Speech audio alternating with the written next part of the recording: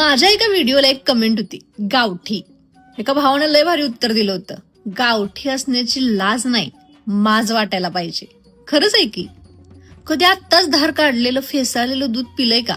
आई द्यायची, लय भारी वाटायचं. त्याच ऊसाच्या शेतात बसून त्याच ऊसातला ऊस काढून सोलून खाण्यात जी मजा होती ती कुठंच नाही.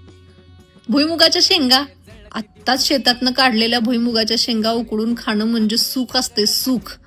आणि त्याची माती चाकल्या काय कधी, लय भारी लागते. आणि गुराळात जाऊन कधी गरम गरम तयार झालेला गुळ खाल्लाय काय? लय भारी, लय भारी लागते. आणि वरण्याच्या शेंगाची आमटी, तिथंच शेतातला वरणा काढायचा, मस्तपैकी घरातनं भाकरी करून आणायच्या, नाहीतर शेतात चूल मांडायची आणि बेत करायचा. वरणा भात आणि भाकरी, हे काय दिवस होते ते. आणि सगळ्या शेतातनं फिरून चिच्चा काढायच्या, आंब काढायचं, त्या शेतात बसून खायचं. असं आमचं बालपण होतं. मजाच वेगळी होती. गावची मजा गावात, शहरातली मजा शहरात.